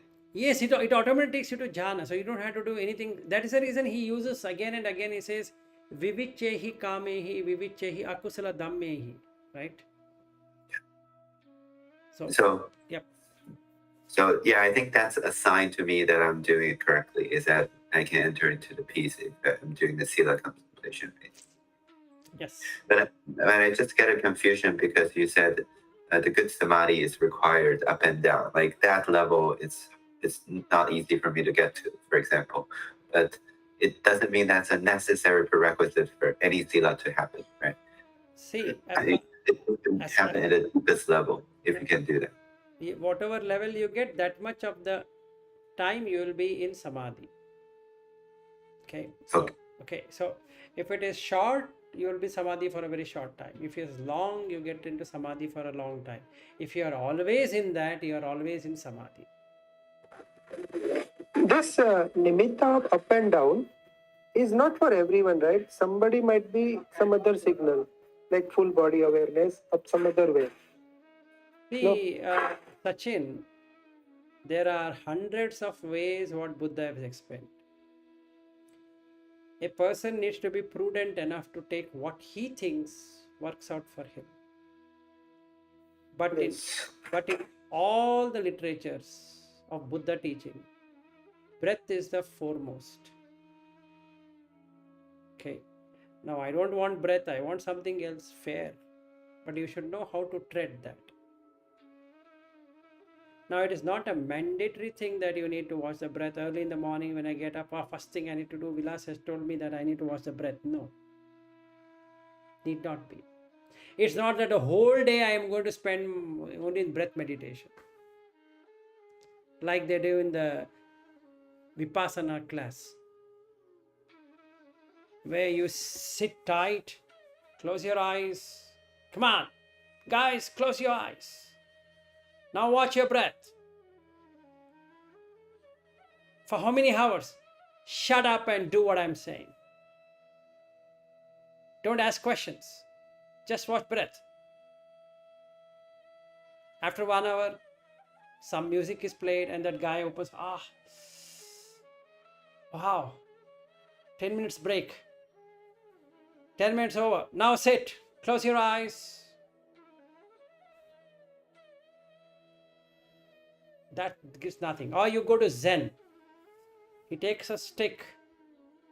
While he's sitting, he hits him and he should not get angry. The teacher takes a stick. Okay? And this guy is brooding like this and he takes a stick, hits him. Why did you react? Did I ask you to react? No, teacher. Sit down there and start.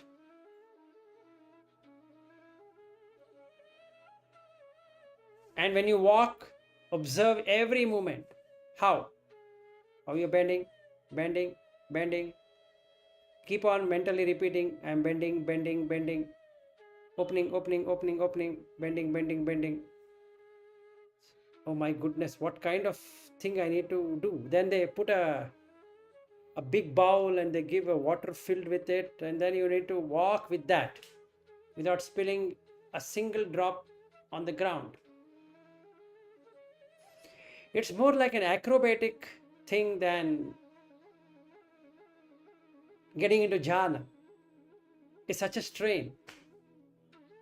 That's not what Buddha said. You use your discretion. So if you look at the Satipatthana Sutta, he starts with breath. Then he talks about 4 postures only. Then he says that you do this on all the postures. If that is not working out for you, look at the asubha or the patikula manasikara. That means the filthy thing in your body. Just contemplate on that. Don't worry about anything else. Don't worry about the breath. Be in this. No, sir, I'm not getting. Okay, hold on. Look at the 4 elements. And he gives an example, just like a cow being cut and it is spread out in 4 roads. Can you call it as a cow now? No, because there is blood in some place, there is flesh in some place, there is bone in some place. Like that. There's no cow. Watch it. No, sir, I'm not getting. You dumb fellow. Okay, I have the 4th one for you. Which one? Go to the charnel ground and observe every part of the body rotting. There's no breath there. He didn't say watch the breath and also watch this. So you choose. It's so many things. He's given you so many different ways of doing.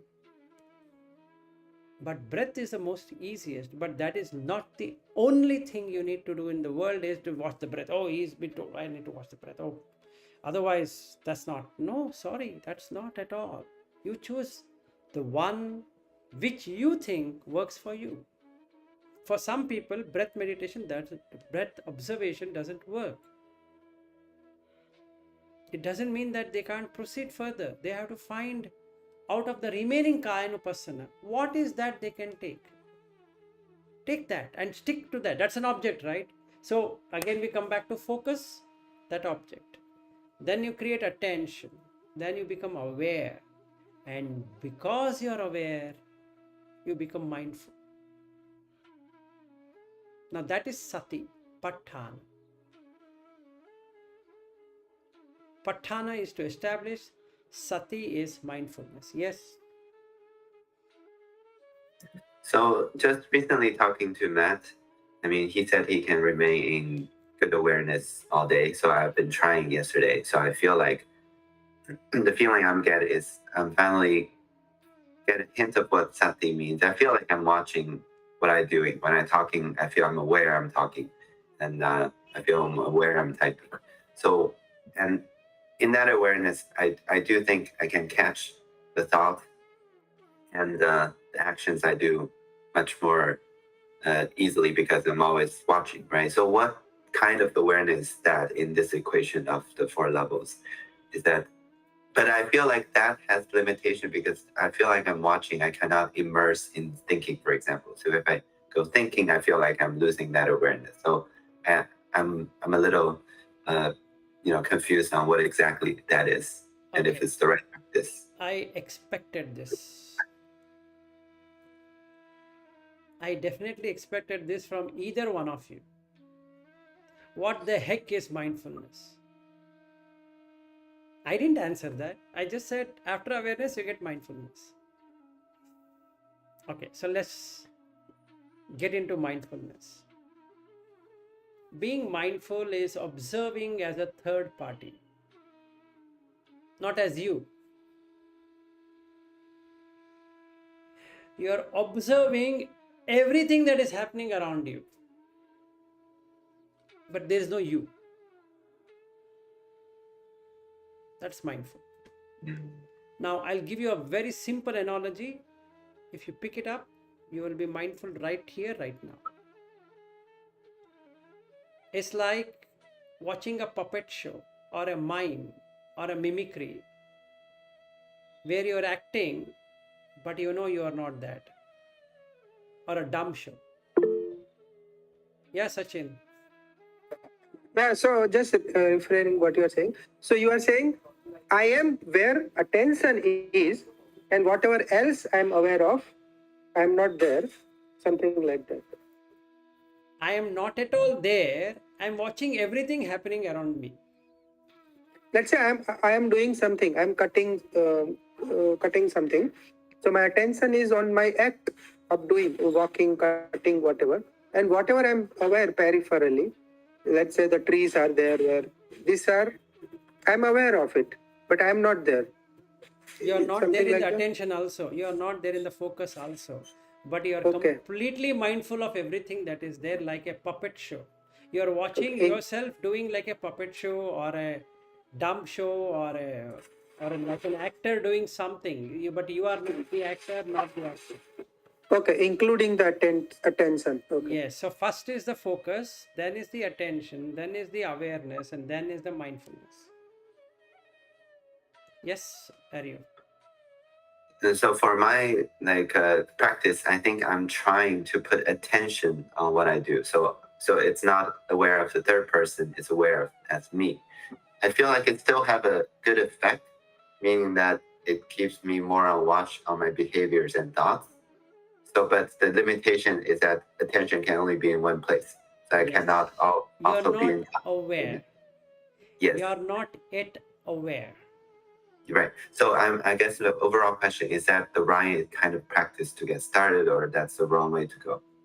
It's not a right way or wrong way. You need to select the object which is appropriate to you. If you take a breath, you will get into mindfulness. If you take the postures, you will get into mindfulness. If you take different bending, eating, all that, you will get into mindfulness. Then if you take the body as such, between Patani and Apo, you will get into mindfulness. But you have to select the one which you think is for you. After a long practice, your mindfulness faculty will also get developed. It will get developed, but you have to go beyond focus and attention. Most of the time, we are only focused and attentive.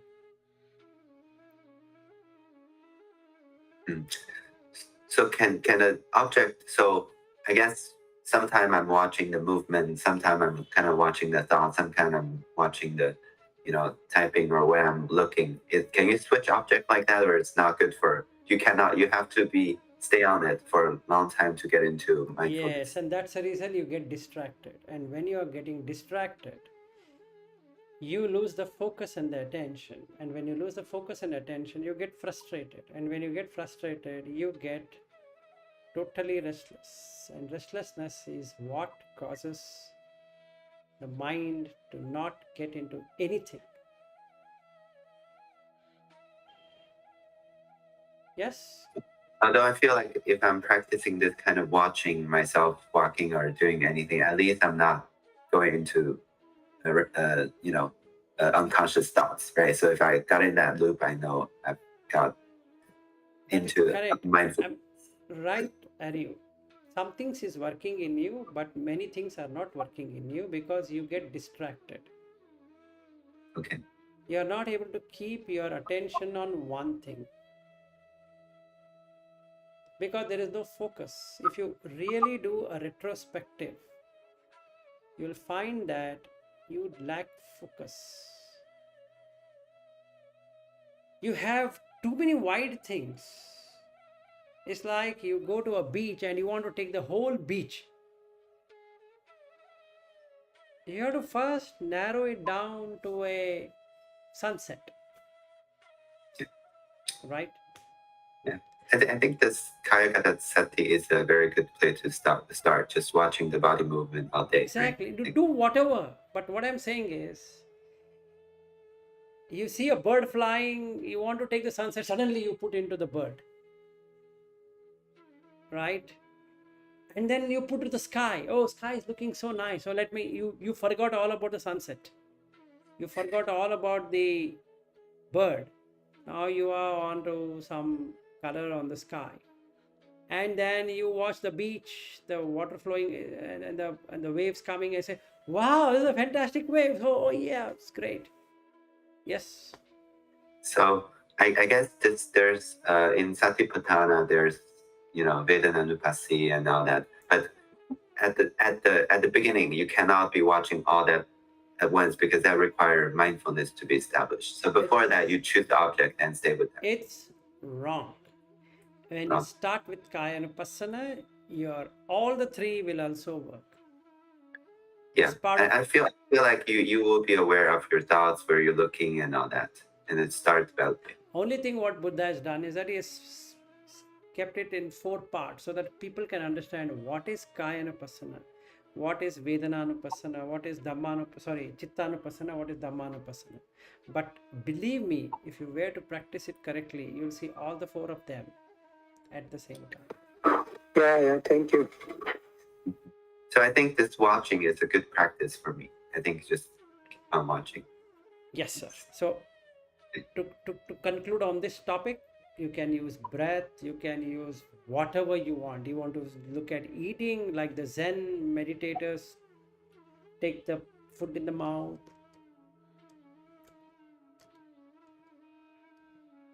keep on doing like a cow. For hours together, they keep on biting it. Fair. Yes. So by this, you develop focus and attention. So is that a conscious decision to get into awareness, or it just automatically happens? It's always conscious decision, my dear friend. It is not an unconscious decision. You need to start from somewhere,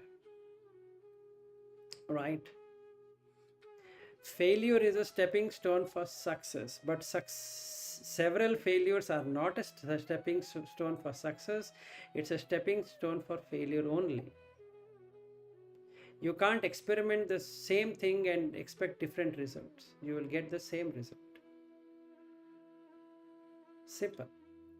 Once you fail, you have to change the experiment.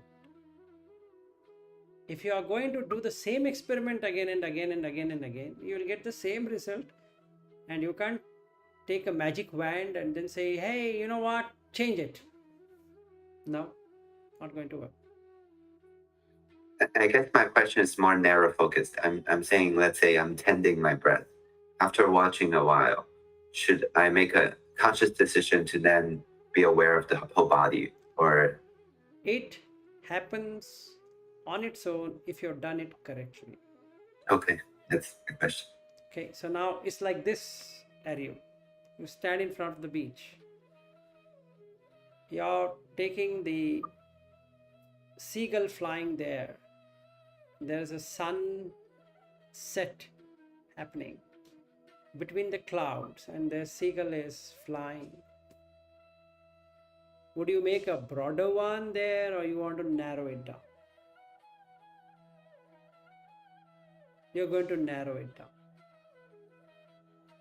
You want to catch it in your camera, right? And you'll not allow the object to move out. But the camera doesn't have the power of awareness. It cannot become aware of that I am the camera. You can only make it attentive. That means you change the aperture and this and that and zoom it, zoom out, whatever you want to do, and click. But when you get the photograph, you are aware of the camera, you are aware of the object, and you are aware of the photograph. That is awareness. Right? If you get that properly, then you don't require the camera. The camera is not aware of the shot you have taken, but you are aware of the shot, of the object, of the camera, of all the things happened there. Okay, now this might look very strange. How on the earth can this happen? And that's the practice. So the first step is focus. Second step is attention. Third step, it automatic. No intervention required. Awareness. Then the fourth one. All the five senses getting closed. The mind sense door shuts off, making it mindful of everything that is happening. Yes, Sachin. So when you say all the five sense doors are getting closed, literally getting closed like we are sleeping? Not like that. There, Okay. you can hear, you can taste, you can touch, you can smell, you can see, but there is no interest towards running towards that object. Okay, got it. Okay. Presently, my mind runs towards that object. Like that. So it's like it's getting into taking the object, holding it, taking the object, holding it. Now there is nothing to hold. So that becomes mindful, meaning there is nothing causing it to flow out. So like a cup filled with water just quenches the thirst. You are no longer interested in sensual objects because your quenching of the thirst is over. You don't require external stimulus to get into happiness. So Sati Patthana is getting into a stage of full mindfulness. Yes. I guess I'm curious, have most of us, or most, let's say, people who's meditators, even experienced the samasati at all, or I don't want to comment, I don't want to reason out, I don't want to do anything on anyone. It doesn't help. A positive affirmation doesn't mean it is true. A negative affirmation doesn't mean it is false. It doesn't matter. I don't want to strain my mind with unnecessary things. Knowing correctly is what it is. If you are getting it, got it. There's no need for me to go and say, let me check with Matt. Hey, are you getting exactly like this? Have you ever got into Sati like this? Matt would say, I guess I have. Okay. How did you do it? Now, because I become inquisitive, what is going to happen to me? The mind starts to tremble. I'll give you an example. What is the mind? Mind has two properties, or rather three properties. First property is reflection. Second property, it holds the object. And third property, it feels the object. Okay. Now you take a tuning fork and you take a vessel and you hit on that. It starts to shake. The inquisitiveness, the curiosity, all of this is like taking, hitting.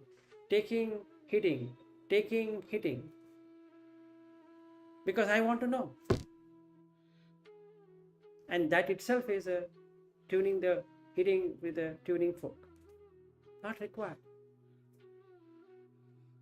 Whether my mind is still, that's most important. Whether somebody's mind is still or not, what's my problem? Whether he is able to get it Sati in a minute, or the person is able to get Sati after 10 years, is not my problem anyway. That is what he says in the Dvida Vitaka Sutta. Two thoughts.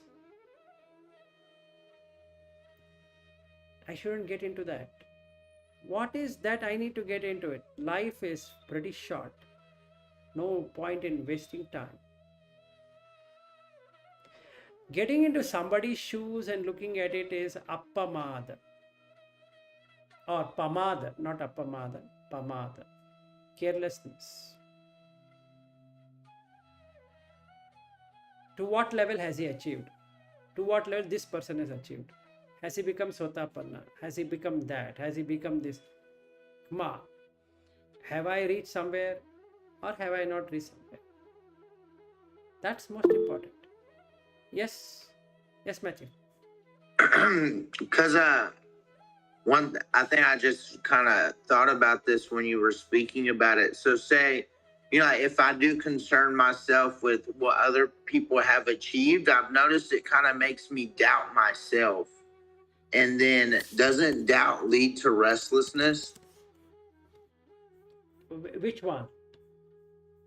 Like say like if say like if I know that somebody can get into the third jhana like really easy or whatever, and then it's like I'm like, why can't I do this? And it makes me start doubting my own practice. Right. You shouldn't be doing that. Yes, you're right. It will create restlessness. Okay. So that is called as niramisa dukkha.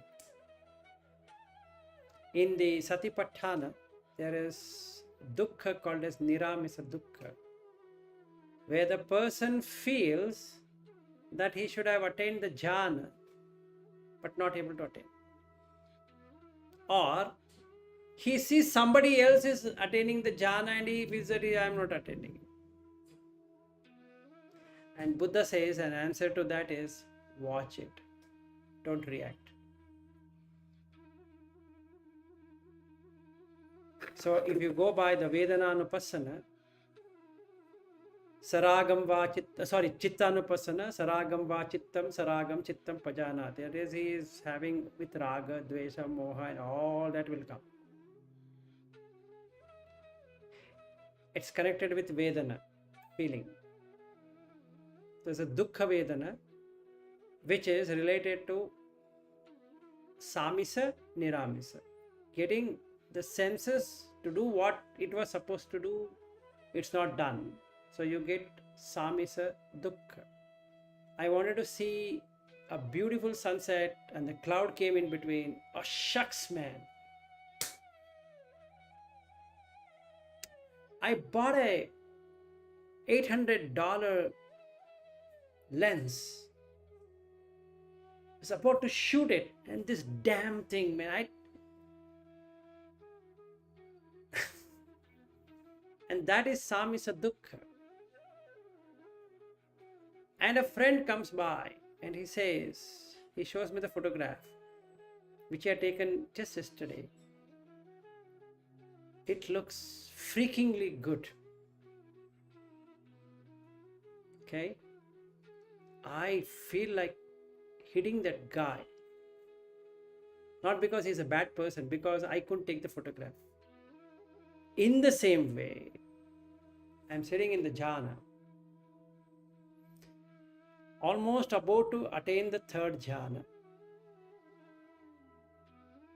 And an ant passed by and bit me so badly that I'm wriggling in pain and the jhana is forgotten. Okay? And I see a fellow meditator coming and he starts narrating me how did he enter into third jhana.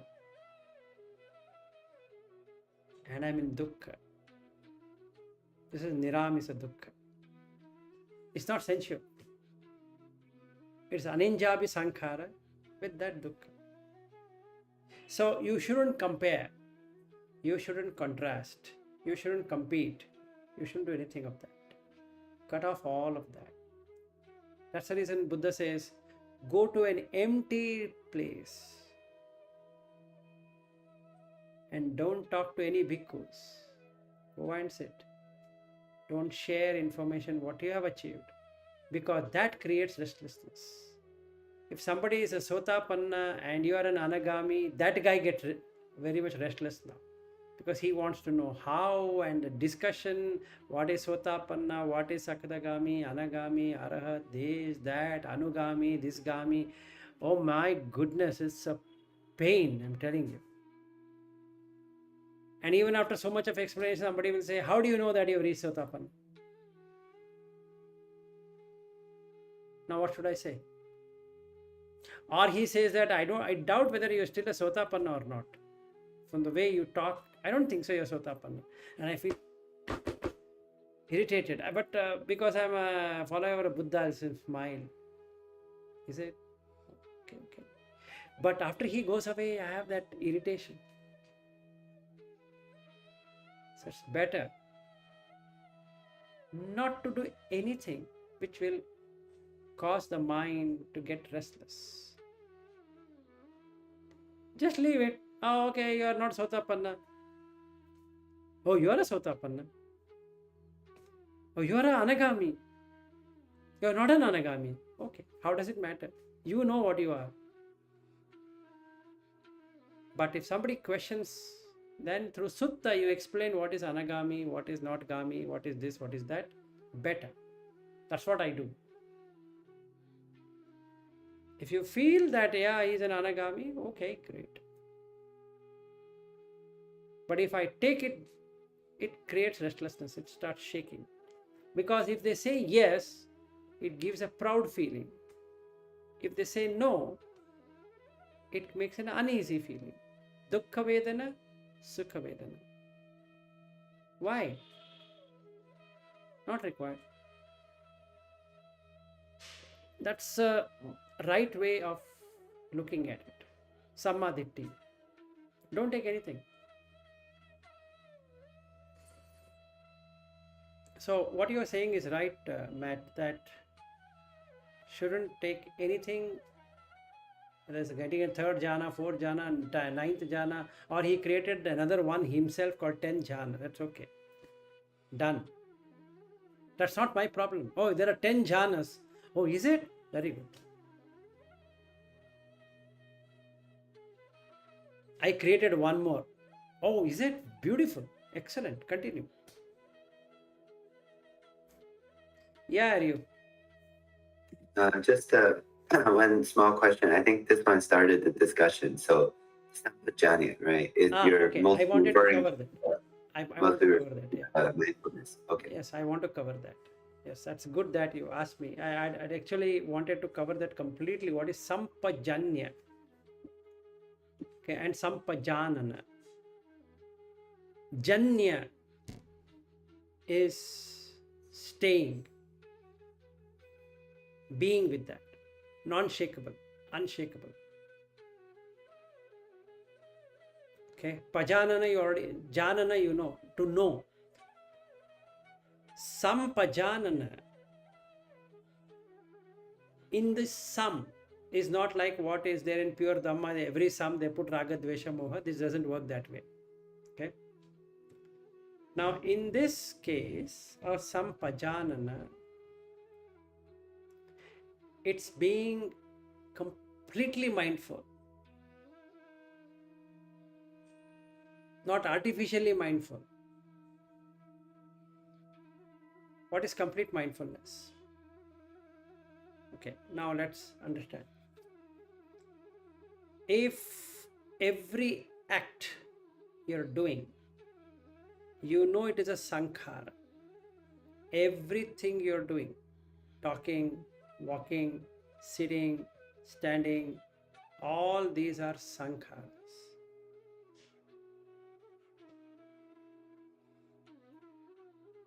That means if the body is standing like this, you know it is standing like that. If it is like this, you know it is like this. If yawning is coming,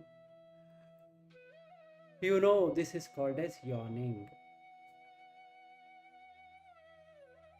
Okay, if you're talking, this is talking, not I am talking. This is talking. This is walking. This is sitting. This is standing. This is sleeping. This is defacing. This is urinating. This is coughing. This is laughing. Like that. Yes? I guess I have a quick question on, let's say I'm practicing the awareness of the body movement. I want to be aware of the body movement all day. Does that mean, can I reply an email? Because when my attention goes to that email, I lost the attention on the body. No. See, you are getting into something. See, you are not yet attained what is mindfulness, right? The more you reflect on that, the worse it gets. So you focus attention. Two things. Email writing is email writing. If you are aware of email writing, that's good enough.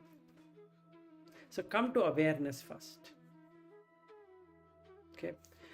What happens in awareness? You will not only know the typing of email, you will also know it is touching. The fingers are touching. You become aware. You become aware of the thoughts which are coming where you are typing it. And normally we are not aware. So this awareness is a increasingly expanding process. Yes, right? absolutely. So you will come to know that there is some bird chirping in the background. You will come to know that there is some sound coming there. You will come to know that some visible objects are there. So you will come to know pajanana. You will come to know. But there is no reaction to these objects. And when you do that, it automatically takes you to sampajanna. To stick to that and become sampajanna. You completely know it. Awareness is the beginning, middle, and the end. And the sampajanna is all inclusive. Yes. So going through the day, I should be aware of whatever I'm doing. That's a good practice to start. Right. That is called as insight. And when you continue on that insight, you get into insight meditation, which is what is called. Unfortunately, it is called as vipassana instead of investigation. And this insight meditation is Anupassana. You're able to see what others cannot see. Yes, Matt. So, what you were, I have a hard time pronouncing them, but the sampajanna. Sam, S-A-M, Sam or Sam. If I were to talk like an American, I should say sampajanna. Yes. Okay, so so is it possible to possibly say you're in that, or at least that you're in awareness, but there's still sila that you need to correct in your life? Right. So when you are watching everything like a movie on the screen, you know it's a movie. It's not you. Or the practical example is that you know everything is sankhara. It's a very easy thing. So what is sankhara? Let me give you a touch on that. Sankhara definition is sankaronti iti sankhara. That means what you prepare in addition to what exists is sankhara. So house is a prepared thing. It is never there. Body is prepared thing. Sights are prepared things. Sound are prepared things. All are things. Dhamma. So the meaning of Dhamma is a thing, an object. So everything is a thing. So mat is a thing. The body is named as Matthew, but it's a thing. And the thing keeps on changing. Okay? Like Ariu is a thing. Why? Because you need to do something about it. You need to bathe it, you need to brush it, you need to keep on doing something about it. You just cannot leave it as it is. You need to dress it, you need to remove the dress of it. So you start watching it like a third person.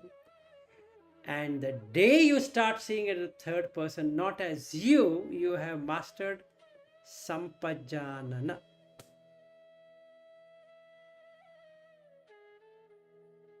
Now you feel disgusted about this. Every day morning you open up your teeth and then brush it. And then you go to the toilet and sit. That damn thing doesn't want to come. And you have to put pressure. And the damn thing comes. Then you have to wash it.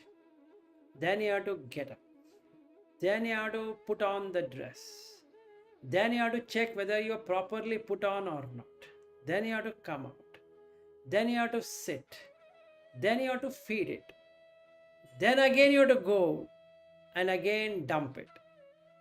Then again you have to urinate. Then again you have to drink. Then again you have to sit. Then again you have to stand. Then again you have to sit. Then again you have to stand. Then you have to take a car. Then you have to drive this bloody body to some place. Then again it will ask to eat. Again you have to prepare. So this bloody preparation is so disgusting. And that is what he calls it as atiyati harayati jiguchati. You get disgusted. Oh my God. I have given this body a bath a couple of hours ago. Not even a couple of hours ago. But the weather down there is so stinking. It's sticky. Everywhere it is sticking up. The shirt is sticking and everything. And if I smell it, oh man, I don't know. I had put on perfume. That perfume is totally gone. It's unbearable.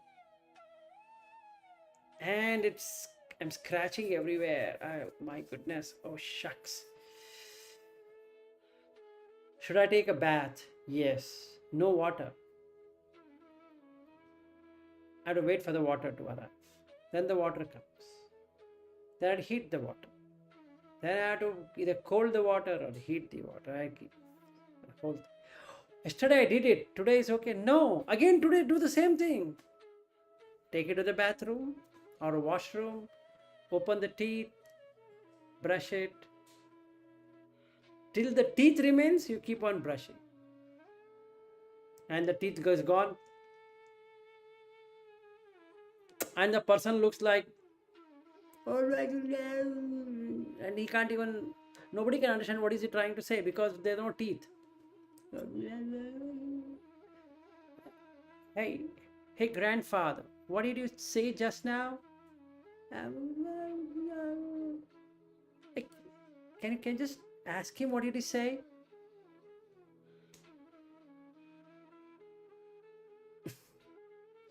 And this is what the sampajanna is. You know exactly what's happening. No thoughts. Absolute no thoughts. You're seeing the way things are. There's no you. You're seeing this dress has to be put on. Dress has to be removed. Not your dress. The dress has to be removed. Now there is fever in the body. Somebody needs to treat the fever. There's cough. Somebody needs to feed it. Free it from cough. Not you. The cough. You don't have COVID. The body has COVID. And shucks. If the body having COVID, sleep for another 7 days or 10 days or as many days, and with booster and this and that and some vaccinations and all that funny things.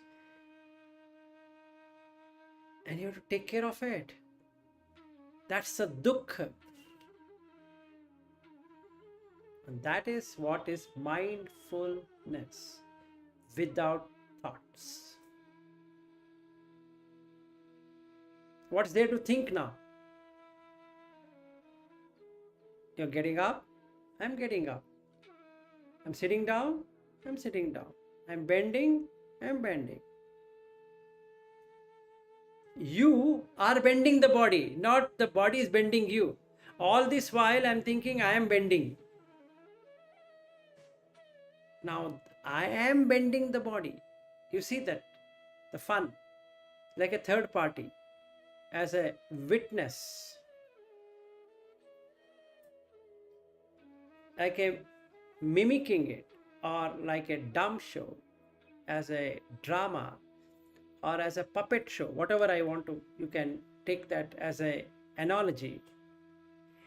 If you are in that all the time, then you have mastered mindfulness. I attempted it many times. When I like move my hand, I am always noticing that I have not told my hand to move, but it is still moving. Where is the thought of moving? The hand is moving, but I am not telling the hand to move. Why it is moving? That curiosity always comes. No, you are telling. So the chitta carries every information. So if you still think that you are moving, it means that you are in the second or in the third. That means you are only having attention and little bit of awareness. If you are unaware of the hand movement, it means that you are not in awareness, you are in attention. And in attention, you get a little view of it, a very little view. So then there is surprise. I never said the mind to, I never said hand to move and it started to move. No, sorry. Yes. So what most people understand as mindfulness is limited awareness, right? It's a little bit of awareness. Yes. That's what people are Yes. referring to. Yes, sir. So most of us wouldn't have experienced the real awareness or what is mindfulness. We presume that we are mindful. And you cannot be in mindfulness if Sati is not there. Because that's a prerequisite. And hence Buddha has put Sati, Samadhi, Panya. Morality, Samadhi is, Sama is equal, Adi is stay, maintaining a same state. No shaking. Same state. In that, you get wisdom. What wisdom?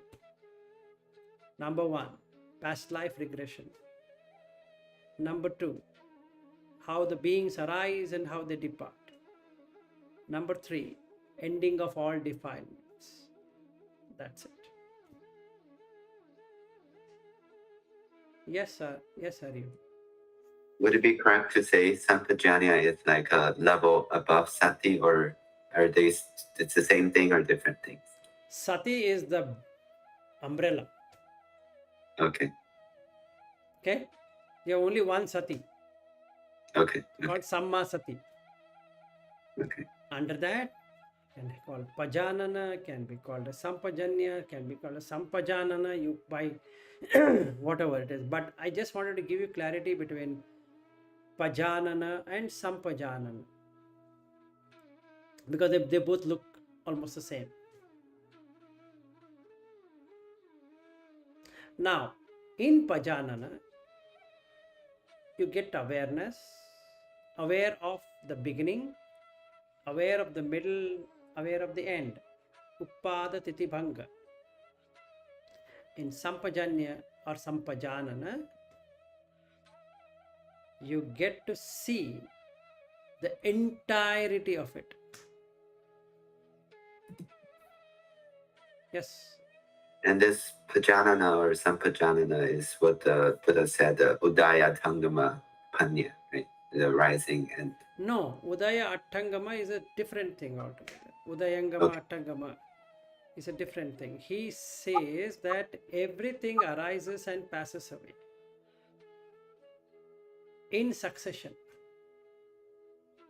giving that movement. Okay. That's part Can I of say Sati is an entity and sampajanna is an event? No, you are adding too many variables, so that would be confusing. Sati means actually the meaning. The meaning of Sati is to have a state of non-movement and remembering not to move it. It is from a base word called as smriti. Smriti means memory. And there is a sutta which talks about in a very nice way. He says that how to develop sati. When you develop sati, you will be able to read all your past lives, which is memory. Because the chitta has the memory. Every chitta carries memory. Okay, so memory is the primary thing of sati. So because it is called memory, the nearest English word that can be used is remembrance.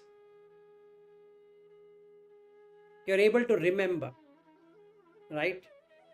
For remembering it, you require pajanana and sampajanna. Otherwise, what will you remember?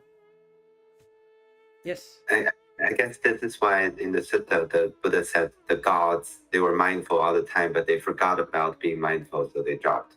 So they lost that remembering to keep that non-movement in the mind. Yes. So they dropped.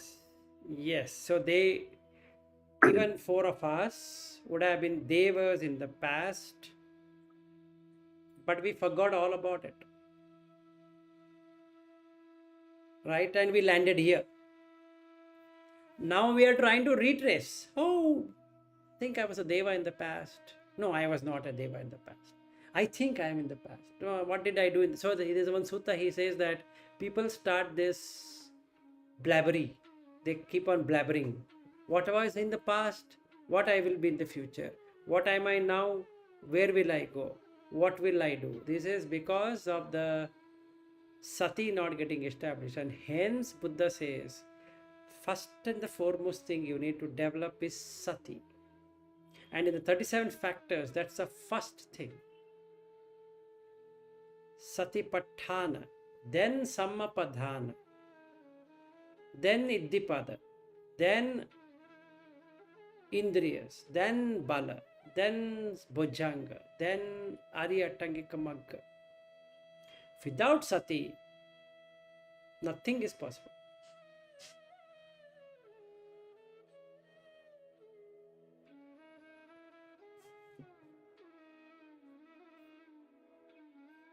Wow, it's 9:18 here. We started at 7. 2 hours gone. My goodness. This sounds crazy to me.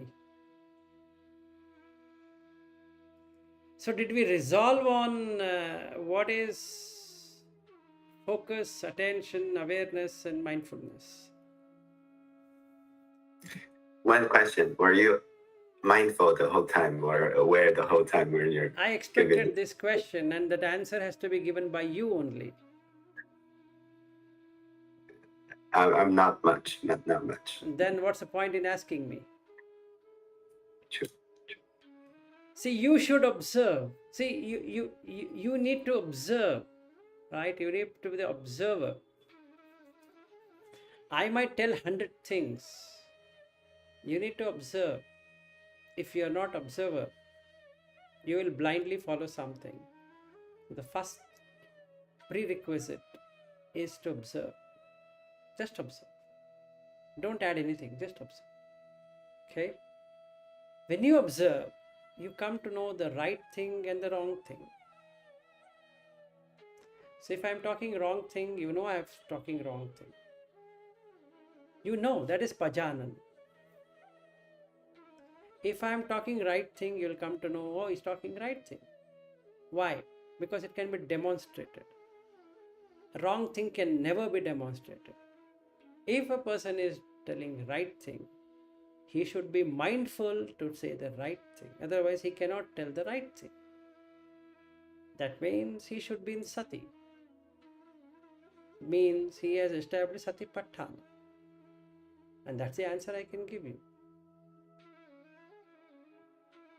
In line with the Buddha Dhamma. I'm not saying was I in Sati, was I not in Sati? Was I in and not in Sati? It doesn't matter. Yes, Sachin, go ahead. Yeah, so can we define all the Pali words that I wrote in the WhatsApp group? And before that, Sati is memory, past memory, but it can also be childhood memory, all the memory of this life and whatever we understand, everything, right? From this moment to anything in the past is Okay. Sati. Okay, now let us just give one word for all of them, whatever I written. That Sati, Patisati, Anusati, whatever. Then Sarati, Anusarati, and You have taken you have taken. Satim Upathapeto. See, I'll tell you one thing, Sachin. It's going to be an intellectual vomiting than anything else, because that is in Vibhanga. Okay, I can explain all of those terms, but what is that it is required? Only two terms. What is there in Mahasatipatthana Sutta? One is pajanana, another one is sampajanna. Why we have to worry about other terms? Because he has given all other terms to understand what it is. So if somebody asks, what is Sati? Are there only two things? No, there are other things also called as Sati. So we need to be careful in not getting into intellectual stuff, which will even more confuse than what we are confused. Because you cannot remember each one of them. Now I'll start giving you each meaning of it. It might look wonderful, but that wonder will go away after some time because you will not remember any one of them. So then again you have to replay the video to understand, what did he say for this? What did he say for that? No. That's my recommendation. But if you want, I can explain all of them. I have no problem. No, that's okay. Yeah, Matt, you wanted to say something. Yeah, I was just agreeing with you because I've noticed that, so it's really distracting to me. Like I'll hear one term and then like I'll be focusing on say like the sila and then I'll hear some other term and my mind's already like, oh, I have to figure out what this is or I won't get it. And it's like it's exhausting, honestly. Yes, it is troublesome. So we shouldn't trouble the mind beyond what it can know. It's basically not required. What is required? In one thing which can take you to the depth. Just one thing. If we don't do that and we go into 100 things all at once, it's like going to a Pizza Hut and asking him, hey, how many pizzas you have? Put everything on my table. Are you sure? In fact, I heard also saying this, that foreigners can easily get into that because they don't know Indian language. And Indians is finding very difficult because they know everything. Correct, absolutely. And they know more things than what they should know. That is another problem. More than required. Yeah. So that's a problem because we use those terms. Yeah. So it is very good, Matt, that you are not Indian. Yeah. Okay, Aryu wants to go. Even I have to go. Otherwise, I'm sitting tight for the last 2 hours, 24 minutes, continuously talking. So you guys have to tell me whether I was mindful or whether I was unmindful. Whether I was having pajanana or sampajanna, whether I was doing this or that. You should say. You shouldn't be asking me that. It's a wrong question. What you should ask is that, did you get disturbed at any point in time? No. And that's the answer. No, I feel like I gained more understanding. Like it was like honestly like relieving because I had so many questions and it was a lot, Ah, it's a lot. And now I feel like it's just so much more simplified. Yes, Dhamma is very Okay. simple. It's not complicated. We are overly complicating by learning Pali, thinking that that's the prerequisite. I need to know Pali, man, otherwise, no, sorry. Hold on. You don't really require to know Pali. What you need to know is one thing completely. That one thing. Whatever that one thing you have. You want to do on the breath, done. You want to go on the body, done. You want to go on the skeleton, done. You want to go on the elements, done. You want to go on your own something defining yourself, okay, done, do it. But don't mix it. It's not a whiskey with rum and gin and this and that, and then I make a cocktail and mocktail and this tail and that tail and drink it. That's going to be disastrous.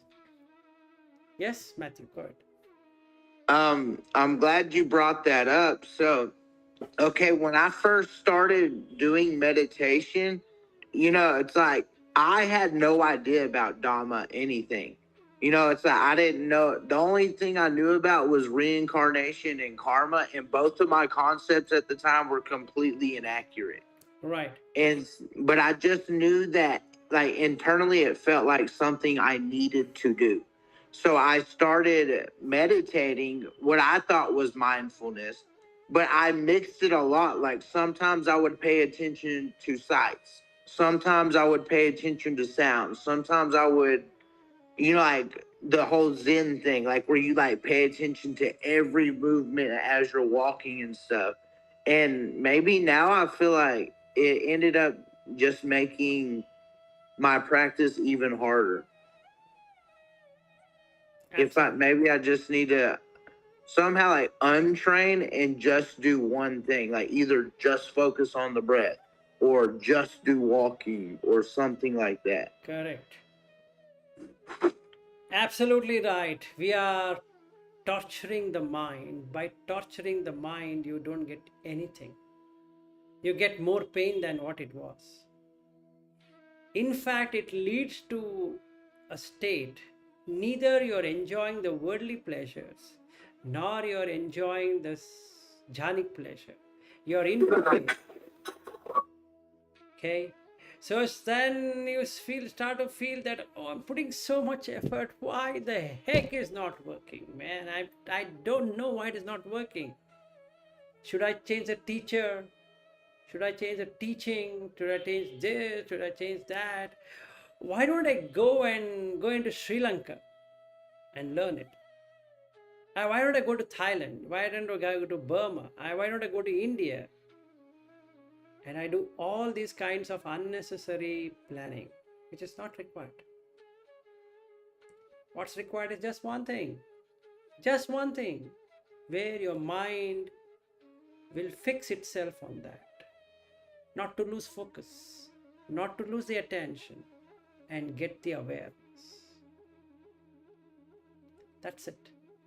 Remaining thing, work by itself. I shouldn't be concerned about, hey, what is Matt learning these days? Hey Matt, where did you learn Zen? Oh, that from that teacher. Is it helpful? Absolutely great. Is it? How can I enroll? Is there any online classes? I can't fly to America. I don't have a visa now anyway, so I cannot fly. How much it costs to fly there? Where should I stay? How much the mind is getting distracted.